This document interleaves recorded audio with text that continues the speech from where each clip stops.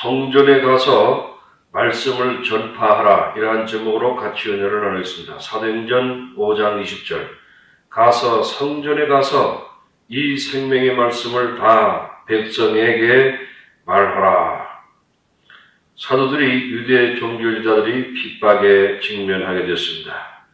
사도들이 성령에 순종해서 갔을 때 하나님께서는 천사들을 통해서 그들과 함께하며 어둠의 세력을 물리쳐 주셨습니다. 첫째, 성전뜰에 가서 서라.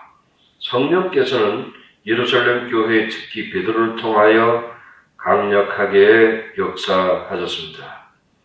사람들은 베드로에게 예수님과 같은 양떼를 돌보는 목자상을 보았습니다. 사람들은 아픈 사람을 데리고 와서 길가에 매트나 침대에 눕히고 베드로의 그림자로도 그 위에 지나가기를 기다리고 있었습니다. 악령으로부터 고통하는 자들이 베드로의 기도를 부탁하는 것이었습니다. 성령의 능력에 의해서 병든 자가 낫고 귀신들이 사람에게서 소리를 지며 나아갔습니다. 그리스도인 공동체에 하나님의 능력과 참된 기쁨이 충만하였습니다. 종교지자들이 이기적인 죄로서 그들의 마음을 메마르게 하고 텅 비게 만드는 것이 드러났습니다. 이들은 가인과 사울왕과 같았습니다. 죄를 회개하는 대신에 이들은 하나님의 종들에 대해서 질투하는 사람이 되고 하나님의 적들이 되었습니다. 그들은 사도들을 체포했고 감옥에 가두었습니다. 사도행전 5장 19절에 주의 사자가 밤에 옥문을 열고 끌어내어 가는데 하나님께서 사도들과 함께 하고 계셨습니다. 천사는 가서 성전에 서서 이 생명의 말씀을 다 백성들에게 말하라고 하였습니다. 하나님은 죄인들에게 복음을 선포하기를 기꺼이 원하고 계시다는 것입니다.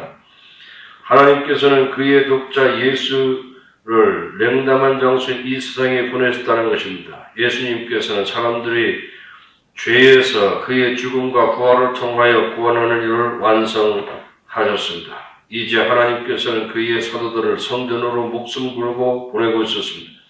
하나님께서 예수님의 희생을 요구한 것처럼 이제 제자들의 희생을 요구하고 있는 것입니다. 하나님은 멸망당하는 자들의 영혼을 구원하시기를 원하고 계십니다. 하나님의 종은 하나님의 마음을 알아야 합니다. 하나님의 종은 멸망당하는 세상에서 복음의 말씀을 전할 때 어떤 희생도 할 수 있는 준비가 되어 있어야 하는 것입니다. 교회의 사명은 반대가 있음에도 불구하고 복음을 전해야 합니다. 이때는 하나님의 천사가 사도들에게 성전에 가서 사람들에게 복음을 전하라고 말하였습니다. 하나님의 말씀을 듣고 기도하는 곳으로 성전은 여겨졌습니다. 대제사장의 통제하에 있는 성전은 강도의 소굴이 되었습니다. 예수께서 이 땅에 계실 때 매우 화가 나시고 성전에서 장사꾼들을 다 몰아내셨습니다.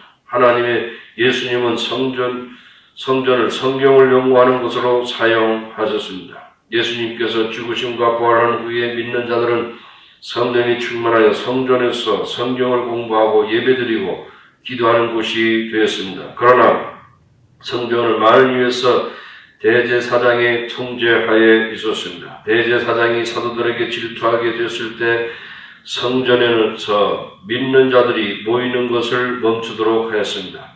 사실 사탄은 사람들에게서 하나님의 말씀을 빼앗으려고 하는 것입니다.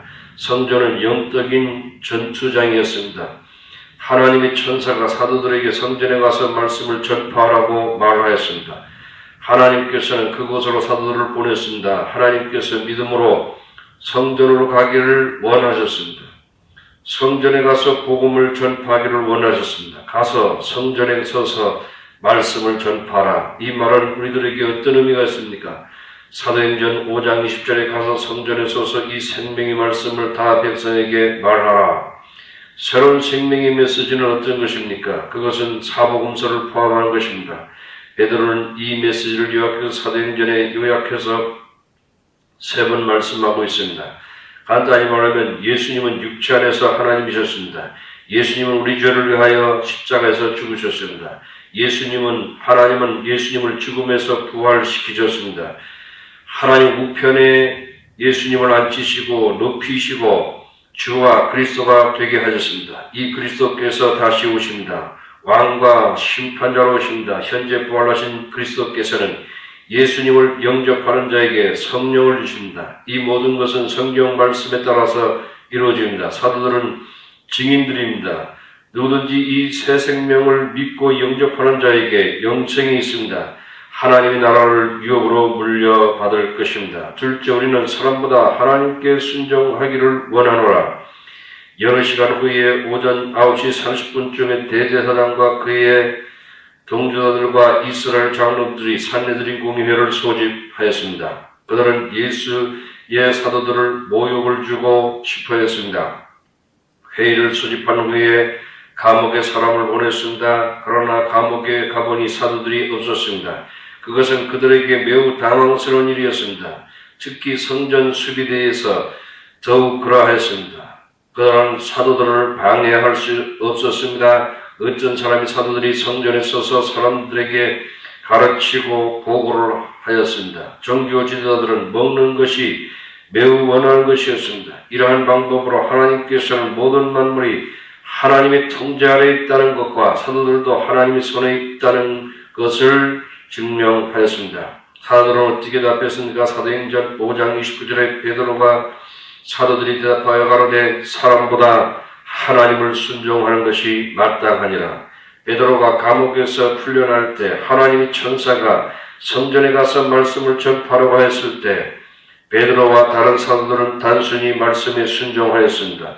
베드로는 사람보다 하나님을 순종하는 것이 옳다는 것에 대해서 분명했습니다. 사도행전 5장 30절에 너희가 남에 달아 죽인 예수를 우리 조상의 하나님이 살리시고 이스라엘로 회개케 하사 죄사함을 얻게 하시려고 그를 오른손으로 높이사 임금과 구주를 삼으셨느니라. 우리는 이 일의 증인이요 하나님이 자기를 순종하는 사람들에게 주신 성령도 그러하니라. 종교 지도자들에게 그들이 할 수 있는 가장 나쁜 것은 몸을 죽이는 것입니다. 그들은 오직 하나님이 허락하시는 것만 할 수 있습니다. 하나님은 죽은 자를 살리십니다. 하나님은 예수를 살리셔서 하나님 우편에 앉히셨습니다. 하나님은 예수님을 구주가 되게 하셨습니다. 믿는 모든 자에게 영원한 구원의 원천이 되도록 하나님은 예수님의 권세를 주셨습니다. 사도들은 자신들이 하나님의 나라의 안에 있다는 확신이 들었을 때 그들은 두려워하지 않았습니다. 그들의 마음속에 성령을 수여한 것을 알게 되었습니다. 여기에서 하나님의 성령의 성격을 알 수 있습니다. 하나님이 악한 사람들과 타협하지 않습니다. 하나님은 악한 자들이 회개하기를 원하는 것입니다. 하나님은 무조건적인 항복을 요구하십니다. 예수의 복음은 절대적입니다. 그들은 영생을 얻든지 멸망하든지 할 것입니다. 모든 사람들은 조만간에 예수님께 함께 서든지 또는 예수님을 반대하여 서든지 하게 될 것입니다. 거기에는 중간지대는 있을 수 없습니다. 공존하는 일은 있을 수 없습니다. 종교 지도자들은 회개하든지 멸망하든지 해야 하는 것입니다. 종교 지도자들은 이 말을 들을 때 그들은 사나워졌습니다. 그들은 사도들을 죽이기를 원했습니다. 그들은 옷을 찢으며 사나운 개처럼 이를 갈았습니다. 사도들은 위험에 처해 있었습니다. 그러나 하나님께서는 잘 알려진 가말리엘이라는 바리새인을 이용해서 말을 합니다. 사도행전 5장 34절에 바리새인 가말리엘은 교법사로 모든 백성의 존경을 받은 자라 공회 중에 일어나 명하사 사도들을 잠깐 밖에 나가게 하고 말하되 이스라엘 사람들아 너희가 이 사람들에 대하여 어떻게 하라는 것을 조심하라. 이제 내가 너에게 말하노니 이 사람들을 상관 말고 버리두라. 이 사단과 소행이 사람에게로 났으면 무너질 것이요 만약 하나님께로 났으면 너희가 죄를 무너뜨릴 수 없고 도리어 하나님을 대적하는 자가 될까 하노라 라고 말하였습니다. 아멘.